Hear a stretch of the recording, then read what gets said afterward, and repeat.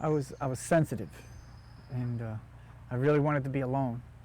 And I got to the point where I wanted to just end it. And then this dog, God brought this dog into my life within 3 weeks. And in another 3 weeks, he was mine permanently. And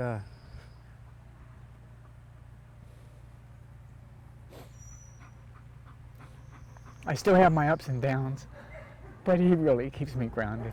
Ray Galmish served 2.5 tours of duty in Vietnam and served in the Army for 20 years. About 15 years ago, his post-traumatic stress disorder became more severe. He started having more flashbacks, having nightmares, waking up in cold sweats, and suffering from panic attacks when he went out in public.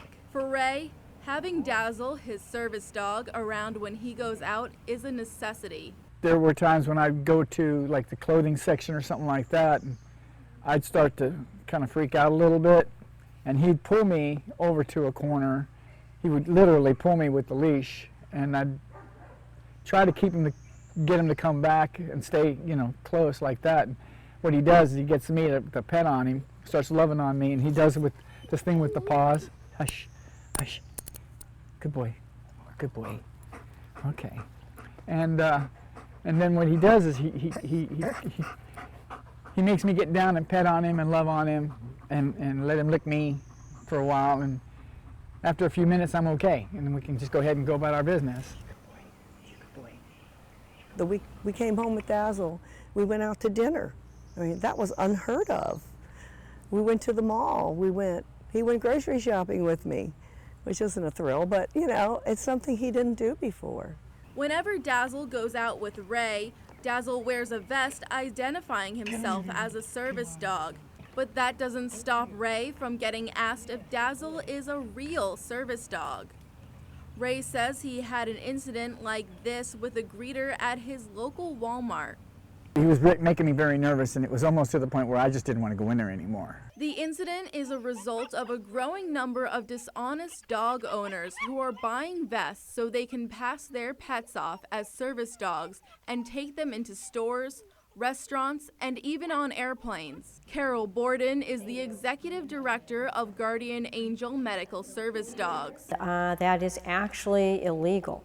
And it's actually a huge insult to people that do have true disabilities and people like ourselves that work very hard to train dogs to be appropriate in public settings. This right here is an example of an imposter service dog vest that anyone can buy online for about $50. It also comes with these cards right here, which show the actual legal rights of real service dogs.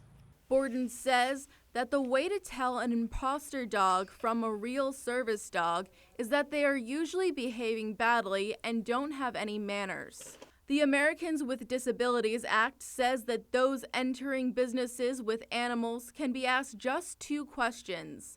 Is this a service dog, and what is it trained to do for you? Since nothing is truly required, you cannot ask for paperwork, certification. They don't have to be identified by a vest, by a bandana, by anything. So that leaves the merchants at a complete loss. Borden's suggestion is to institute a testing system with vest and certification licensing done by the state. Unfortunately, this plan comes with legal complications. It can't be done. We've proposed it to the state already. The state reviewed it. They love the idea, but it's in direct violation of federal law. It makes it harder for me emotionally to have these things happen because it triggers me, and then I have to go through a calming period, and Dazzle and I have to take walks and feel good outside the facility before I can go back in. Borden says that owners of imposter dogs may not think of what they do as disrespectful to those with disabilities, but they need to. Ariana Lipkin, WUFT News.